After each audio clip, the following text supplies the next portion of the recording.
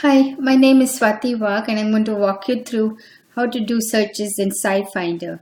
Scifinder is the premier indexing and abstracting service of the American Chemical Society, and it indexes the world's literature in chemistry and related subjects like biochemistry, say. Scifinder is a mixture of two databases. It has chemical abstracts and then also has Medline. That's the National Library of Medicine's premier, again, indexing and abstracting service. So we are going to start today. Two things to remember. First, you have to go through the GSU portal to get into scifinder.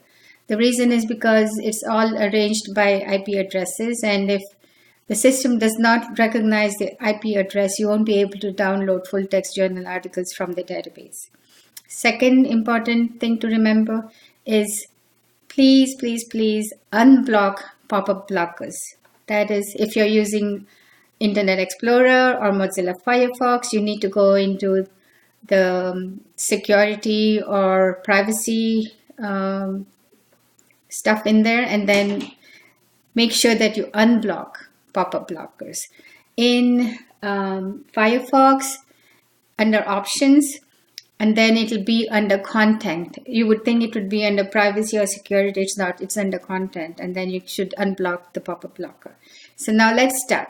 This will be the page that you'll be going through, www.govst.edu, and then from there you click on My GSU, put in your GSU credentials, your user ID and password, and then it will take you to the GSU page, and then you go to the libraries page. From the libraries page, you go through A through Z databases and then scifinder. Now under scifinder, you'll have two options, first-time users and scifinder returning users. I want you to click on the first-time users and then follow directions on how to fill in all those forms and everything, and then you'll be given a user ID and password. Follow the instructions to a T or you'll be in big trouble. You'll have to call me or you'll have to call ACS to reset your password, okay? Second thing to remember, once you sign in there, we have no access to your user ID and passwords. If you say you forgot it, we can't help you. So please remember, put it in a safe place so you know where to reuse it if you need to. So I'm going to go to scifinder returning user, and then I'm going to do my search.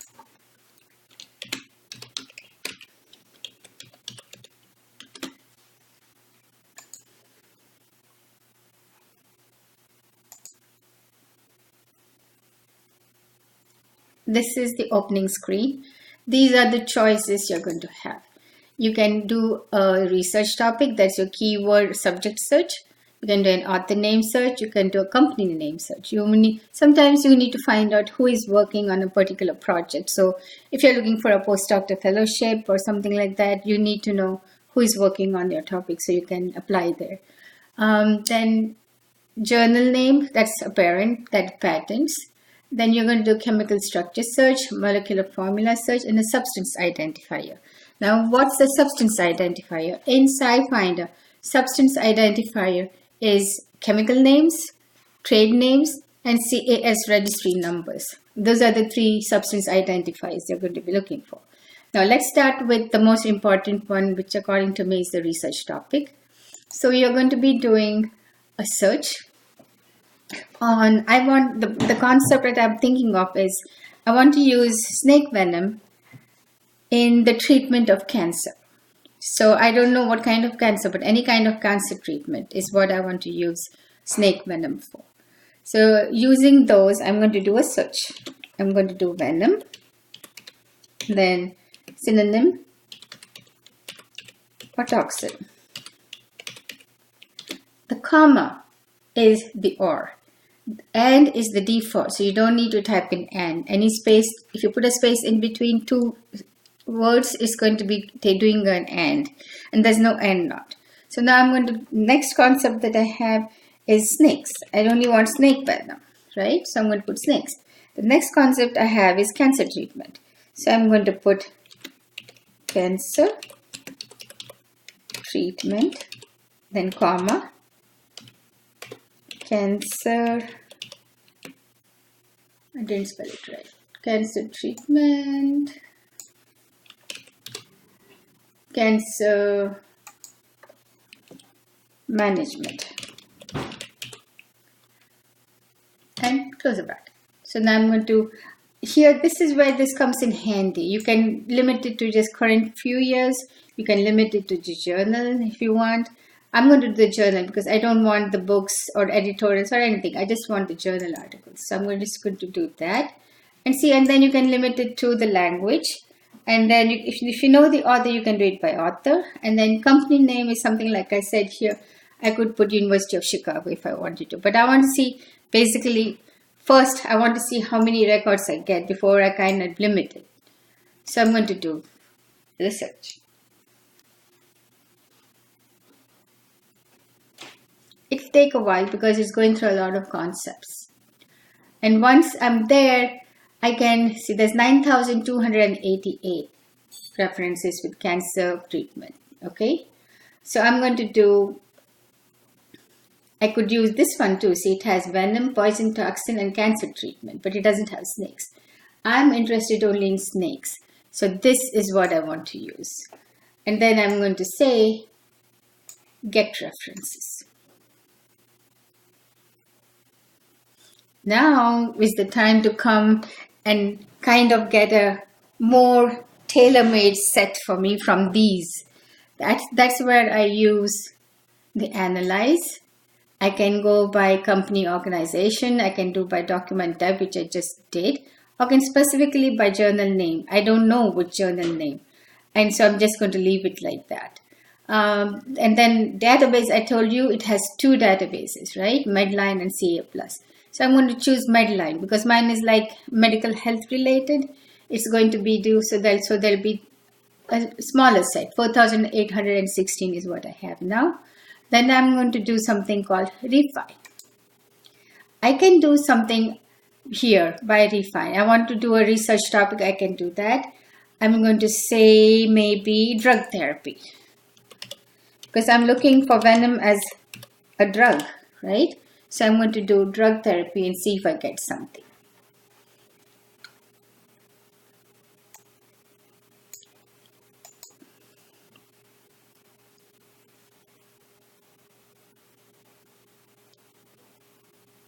Now the snakes are amphibians, so it's going toward the higher level of amphibians. But that's okay. We can see, look at that too. How many did I get? I got 533. Okay. And then out of which 9 are Medline. So I'm going to just do again Medline. I don't want the CA+ ones. I just want the Medline ones. From there, I can again say I want to refine by company name. Remember I said I want to know if University of Chicago is doing the research. I'm going to put University of Chicago. And then see what I get.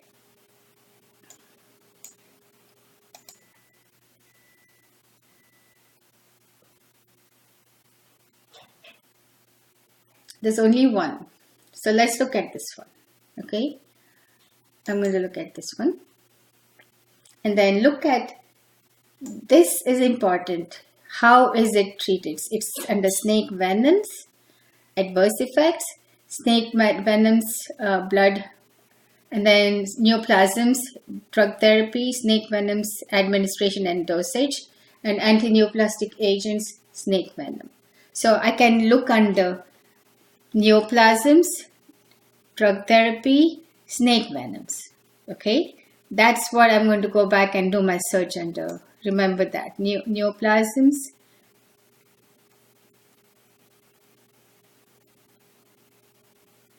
so go back and I'm going to do neoplasms.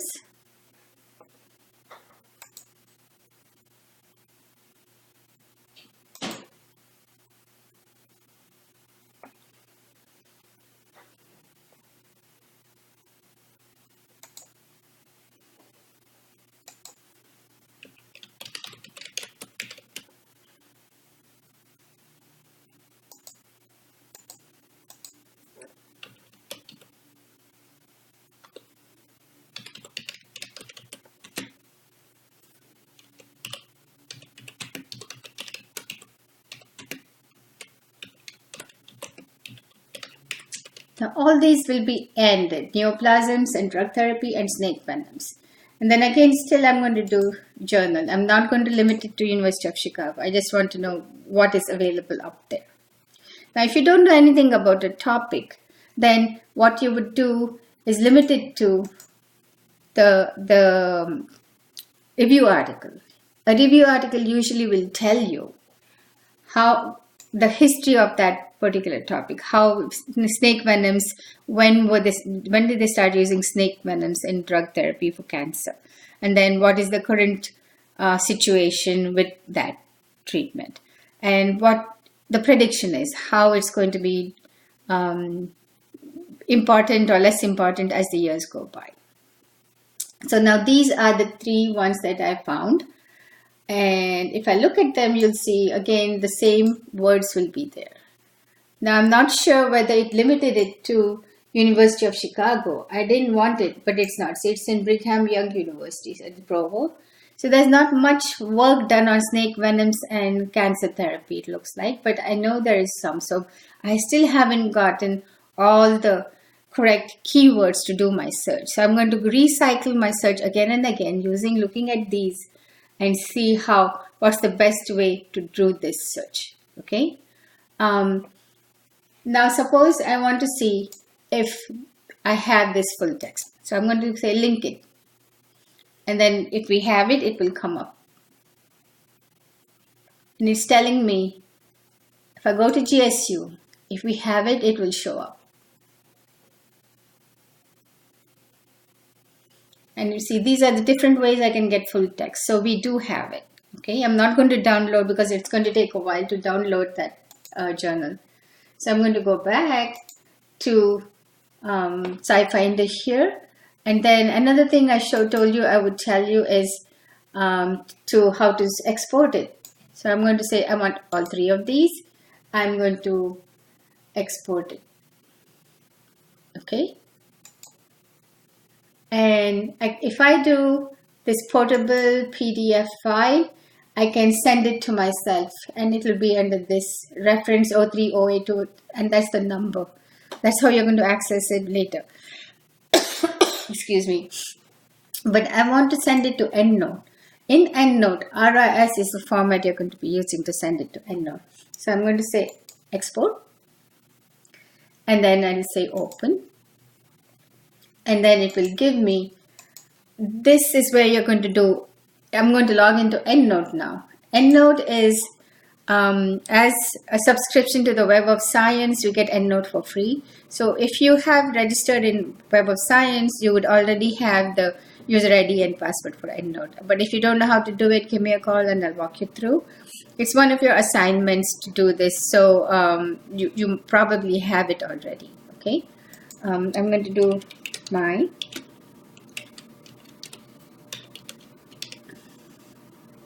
and my password.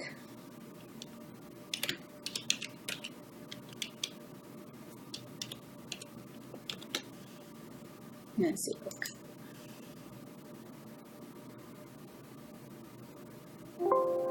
And it tells me 3 references have been sent to my EndNote web already. So I do have it there. Okay.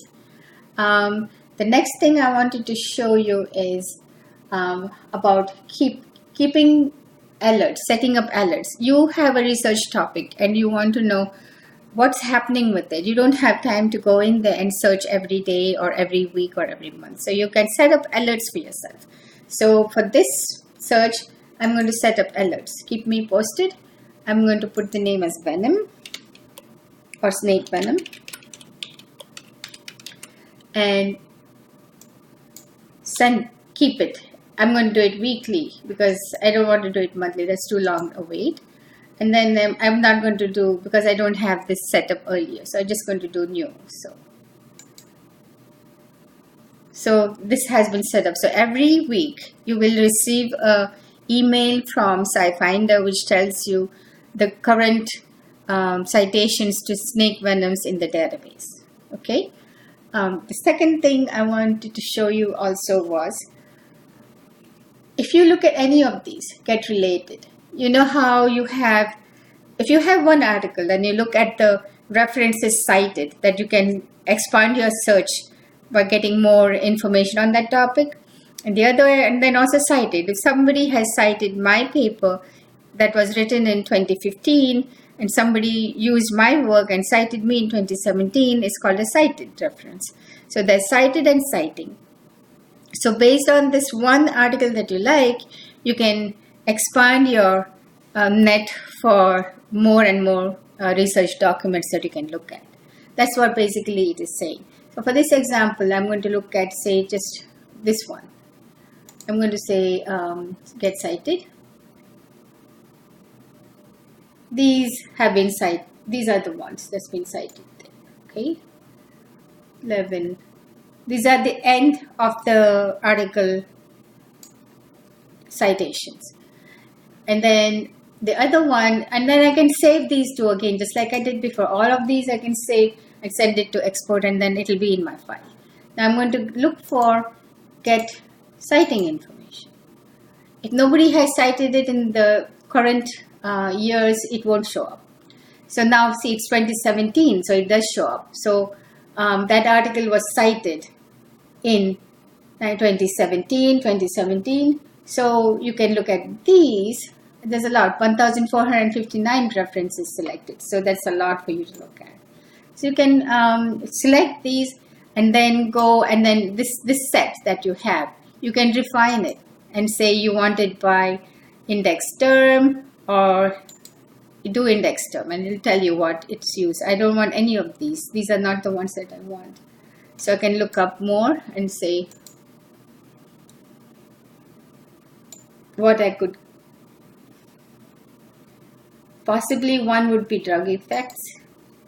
So I'm going to see if that is the one that I want. But my most important concept that I want included is snake toxin. But I don't see that here. So I'm not going to use any of these. What I might do is go back and do refine. And under refine, I can do a research topic and I say snake venoms. That's all I want, snake venoms. And see what I find from these 1,459 references. So I get 106, which is much more. And just for snake venoms, I get 33.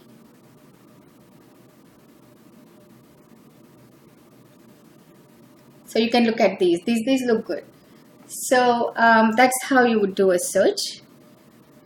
And it says here, anti-tumor potential of Tunisian snake venom secreted. So anti-tumor is really anti-cancer. So you could look at this one too. It looks like it's going to be good. It's in English. And then if I say get substances, say for this one that I like, and I say get substances, it will give me something on adverse toxicity, and I'm going to say, okay, get it. No substances for reference, so that's okay. I can select all of them and then say, I want to find out the toxicity of this substance. I'm going to say, get substances. Okay, all references, adverse effects to get. So you see, there's different variations you can search for this. I'm going to look at the substance. This is the chemical abstract registry number. And then I'm going to look at this and what it says, whether it's used as a drug or whatever, to give me how it is used. I don't need to see the structure because there's a lot of structure there. I can get references for this. I can do preparation, properties, anything, but I'm going to do cancer. But you get the gist of what I'm trying to do.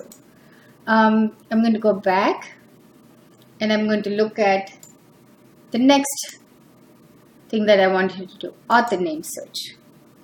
In authors, you know this faculty member.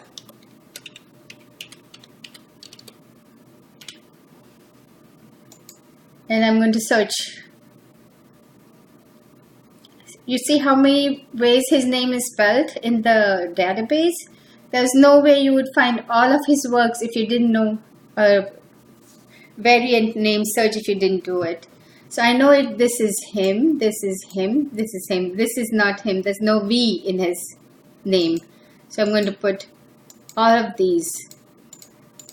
And I'm going to say get reference. And these are all his works. There's 40 references. There are 40 articles that he has published. So why it's important to do this.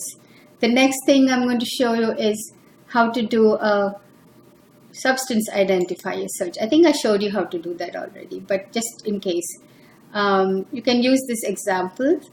If you want to use this, these are the chemistry names.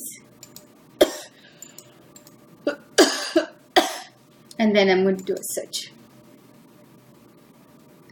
These are all for acetaminophen, that's what I get. These are variations of the same thing. You know how any drug company will kind of vary a little bit and market it as their own product. That's how drugs work. The other thing I wanted to mention is if I select this one, say, under regulatory information, there is something called other names, which is this 1-ethaminium 2-chloro, and this is your chemical name. This is your molecular formula, right? And then these are the synonyms for it. This is how it is known in a different ways. So it's very hard to get all the synonyms and do a search. And that's why the best way to do a search is by chemical abstract number.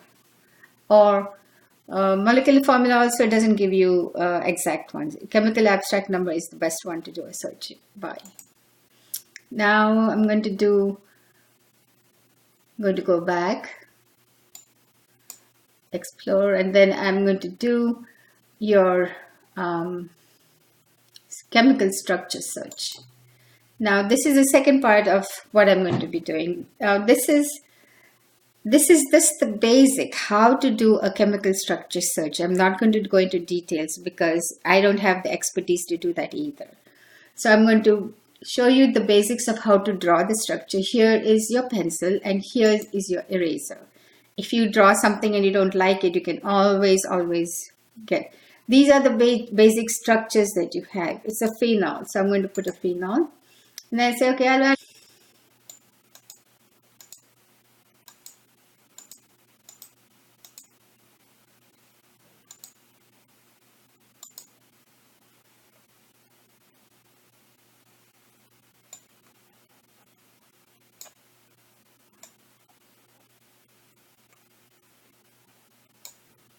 So I'm going to do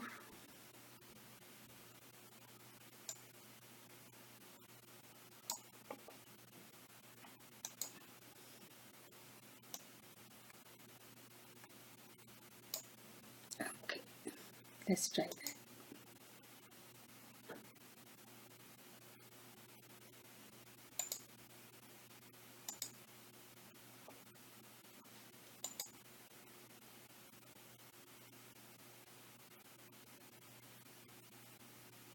You're always welcome. So we got a huge set. There's about 2,287 substances that came up with it. So I'm going to look at, see this here, get commercial sources. Suppose I want to know where to buy this material. That's where it's going to tell me where to buy it. No commercial sources. So for this one, there's nothing available yet. But let's see. Let me see if this one has.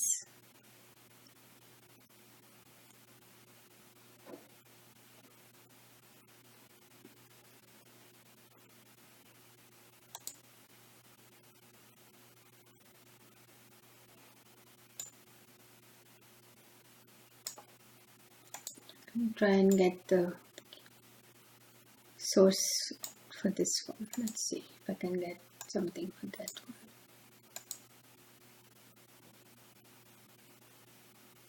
one. None of them have, so that means it's pretty brand new. It's not in the market yet.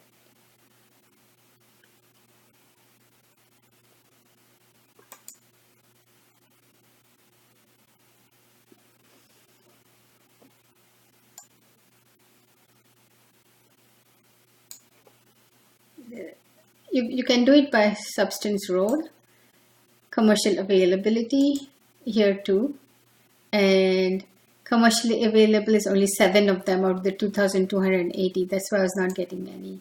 These are the only ones that are available commercially. And if you look at this one, this first one, I'm going to look at